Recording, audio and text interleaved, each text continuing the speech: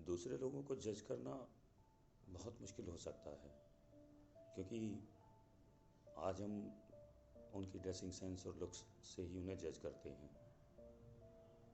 स्थिति को समझने के बाद हमारा ये निर्णय अचानक बदल भी सकता है।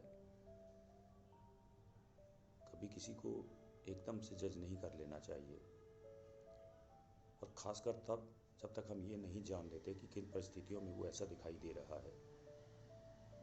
मुझे एक कहानी याद आती है।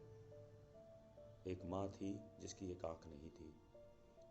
उसका इकलौता बेटा था और वो उसे बहुत शर्मिंदा था, पर उसकी माँ फिर भी उसे बहुत प्यार करती थी। इतना कि कई बार वो खेल के मैदान में जब खेल रहा होता था तो खाना खिलाने के लिए मैदान में ही पहुंच जाती थी। लेकिन उसका बेटा हमेशा झल्ला कर पड़ता था और चिल्ला कर कहता था, माँ तुम मत आया करो, तुम मुझे दिखाई मत दिया करो। एक बार जब बेटा स्कूल गया था, माँ को उसकी याद आई। उसको देखने के बहाने खाना लेकर स्कूल में पहुंच गई। बेटे को अच्छा नहीं लगा। बेटे ने देखा कि उसके दोस्त हंस रहे थे, तो उसने भी थोड़ा सा नज़रअंदाज किया, और जब नहीं रहा गया तो जोर से चिल्लाया, तुम यहाँ क्यों आई हो? तुम इतनी बदसूरत दिखाई देती हो, तुम कानी हो, और मेरे दोस्तों के सामने अब फिर से कभी मत आना। वो बाहर भाग गया। उसकी माँ ने कोई जवाब नहीं दिया। उसके बेटे ने जो कहा उसके बारे में सोचने के लिए उसने एक पल भी नहीं सोचा, पर उसका बेटा अपनी माँ की भावनाओं से बेखबर था।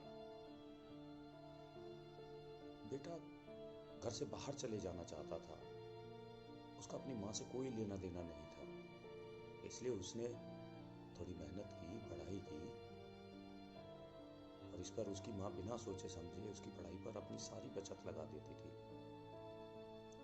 एक दिन उसके बेटे को पढ़ने के लिए विदेश में जाने का मौका मिला।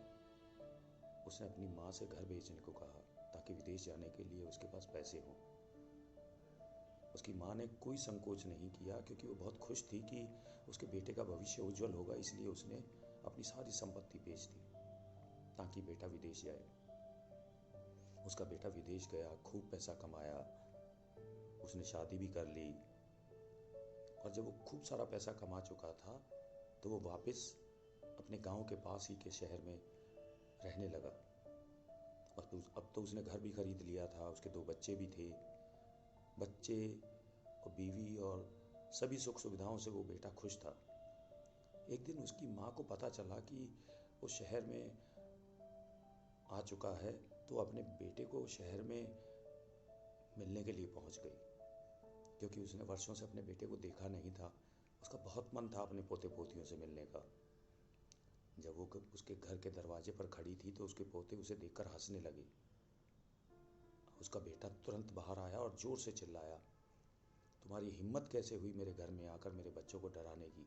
चली जाओ यहाँ से, मैं अब और नहीं देखना चाहता तुमको। उसकी माँ ने नीचे गर्दन झुकाई और चुपचाप उत्तर दिया, बेटा मुझे माफ़ कर देना, अब मैं तुमसे वादा करती हूँ मैं फिर कभी नहीं आऊँगी। और अपनी नज़रों से अपने बेटे को घर के अंदर वापस जाते हुए देखा, और वो खुद भी नज़रों से ओझल हो गई। एक दिन उसी के गांव के कुछ ग्रामीणों ने सोचा कि क्यों ना स्कूल में जो फंक्शन हो रहा है उसमें चीफ गेस्ट की तरह इस बच्चे को बुलाया जाए। बहुत सोचने के बाद बेटा तैयार हो गया और वो गांव में चला गया। जब फंक्शन ख़त्म हुआ तो वो स्कूल से घर की ओर वापस आने लगा, तो बाहर गांव से बाहर दूर एक टूटी फूटी झोंपड़ी देखी। तो उसने वहीं पास में ही एक किसान जो काम कर रहा था उससे पूछा कि ये झोंपड़ी किसकी है? उस पड़ोसी ने कहा कि ये एक बुढ़िया की है जिसकी अब मृत्यु हो गई है। बेचारी की एक आँख नहीं थी, फिर भी वो कभी किसी से उसने मदद नहीं मांगी। पड़ोसी जानता था कि ये आदमी उसका बेटा है। उस पड़ोसी ने उसे एक पत्र सौंपा और कहा कि तुम्हारी माँ चाहती थी कि ये पत्र मैं तुम्हें दूँ।